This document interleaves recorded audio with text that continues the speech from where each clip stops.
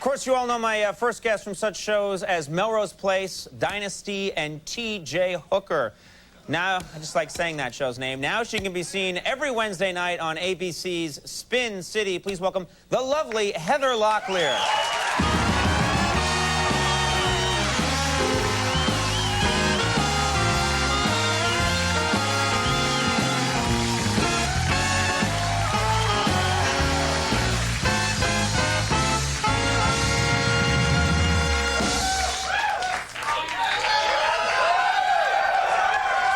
I don't think anyone's seen T.J. Hooker. They're like, huh, what? No. Like 90 years ago. We've all seen T.J. Hooker.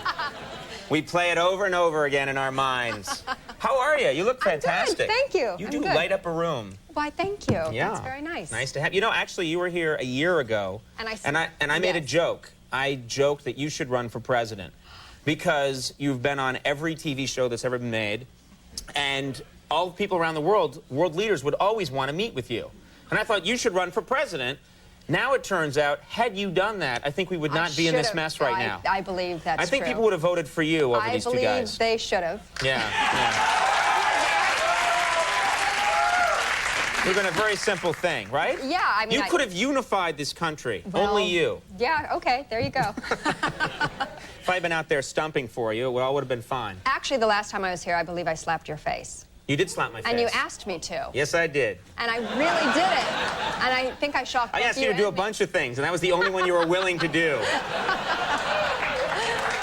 There was a long laundry list that I had. You're like, no, no, no, no. Slap your face, yeah, wham! On camera, that's all I would do. That was good. Yeah, you actually slapped hard. I thought you were going to give me the little stage slap. No, that they do on soap operas. No, the stage slap is where they miss. Like that. That's what I thought you were going to do. No. And I got the whole hand. I had a red welt. And the body leaning into it, I think. Also. Yeah, I leaned into it, too. Yeah. I was out cold for about an hour. Yeah, I'm so sorry. No, I enjoyed it. It was fun. I did, too.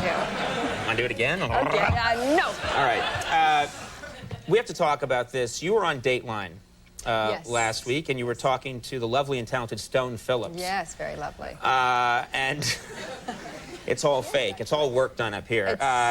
You're talking to Stone Phillips, and he asked you, now, why is it that you've always gone out with rock stars? And your reply is getting a lot of attention. First of all, what was your reply? I don't remember. I'm sure it will come out of your mouth better than mine. Okay, you said, well, because they're all so well endowed. That's what you said. You know what? Actually, it wasn't a real question. We were sitting around having, talk with girlfriends, and I was just being funny. Sure, yeah, that's funny. Yeah. And I didn't really... And I didn't really think that it was going to... I mean, there's a lot of stuff we talked about, and that was the thing that seemed to be there. Well, my mother hasn't commented on that show since. I mean, I don't even know if she saw it, because she's like, okay, yeah, Dateline, I'll watch that. She's not mentioned it. Yeah, I don't think she would. First of all, your husband, Rich... I didn't know that about rock stars. Your husband, Richie Sambora, must be crushed that you said that in front of a couple of million people, I would think. I think he was very proud. Yeah, I think that's what what I was going for, yeah. Gotcha, okay. I would hate it if someone was running around saying that about me. Stop that, stop that. It's not true. But also, it wasn't... There's no myth about talk show hosts, You heard about those talk show hosts? Man, I tell you, Dick Cavett, it may be... Well, yeah. I don't know about talk show hosts. No, well... I actually don't know about... I just know... There's a reason we have this desk here. Now...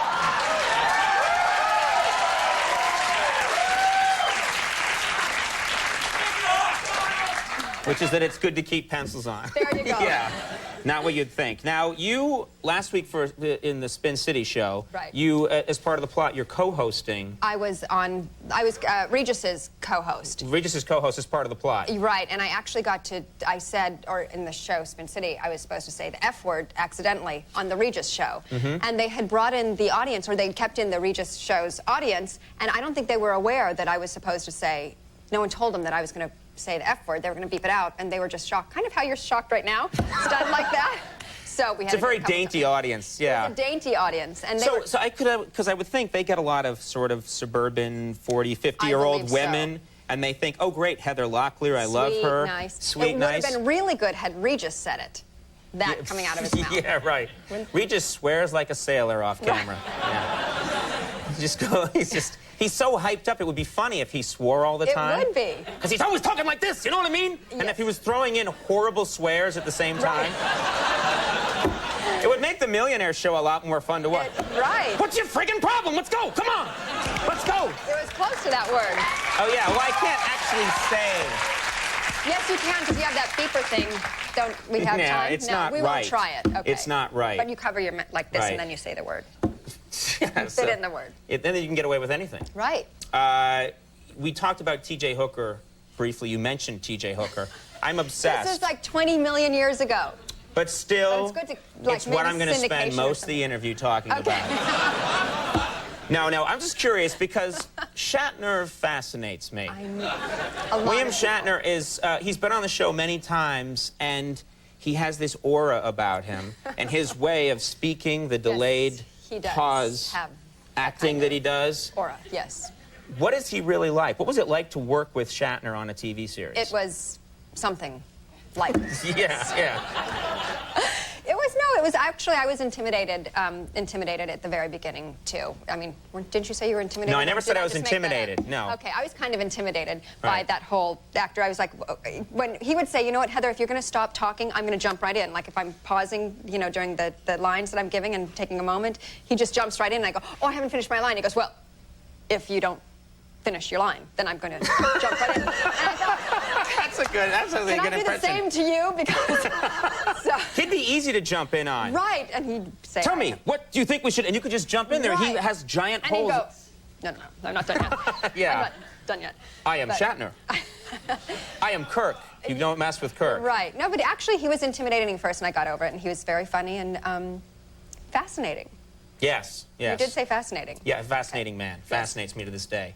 I was reading today an unauthorized biography of you. And, well, you got to do the research. How old is that? It's same as old as T.J. Hooker? Yeah, no, T.J. Hooker's in there, so it includes the T.J. Hooker years. It actually isn't that old. I think it was, it's like from 1994, 1995. But then it says this thing that they always say about actresses, but in your case, I don't believe it's true, which is it says that you were an awkward teen. And then they show this picture of you looking better than any woman I've ever seen. Is that just something that women feel that they need to say, oh, I was an awkward teen? If it was authorized, I would have given them the awkward picture. Right. But they didn't have that, maybe. Were you really an awkward teen? I had, you know, skinny and braces and acne stuff happening that... Oh, my God. Isn't that attractive? You sound hideous. Yeah. And you wore thick glasses and you worked at the library? I didn't do that. Your name was Miriam? No, it was always Heather. Yeah, right. Nice, nice. No, I think the rest of us, I mean, I know I went through that, but I can back it up with actual proof. I was a freak in high school. I mean, you know, it's not like, oh, go on. It's like, no, actually, it was... I don't believe that. Science wanted to study me when I was in high school. 6'4", 155 pounds. That's Skin not so great. Rotted out teeth. Eye in the middle of my forehead. Well, what happened? We lived near a radioactive dump. Oh. Yeah. So that made you better? Yes, right. Exactly. I have super strength, but I was hideous to behold. Well, Spin City, are you liking it now? Are you enjoying it? Yeah, we're back in L.A. We were filming out in New York for about 9 months, but we're back in L.A. And Charlie Sheen on the show now? He's great. Yeah, I like him. He's a funny guy. He's good. That's Wednesdays at 9:30 on ABC. Is that tonight? Is that yeah. Earlier tonight? Yes, it should have been earlier tonight, yeah. It's really... kind of hard to be later tonight, yeah. They're showing it now at 3 a.m. That's T.J. Hooker. Yeah, we're kicking the Farm Report's ass. Well, Heather, thank you very much for being here. Great to have you here. Heather Locklear, everybody. Maura Tierney coming up in just a minute. But first, here's a word from the Panasonic Sonic Shaver.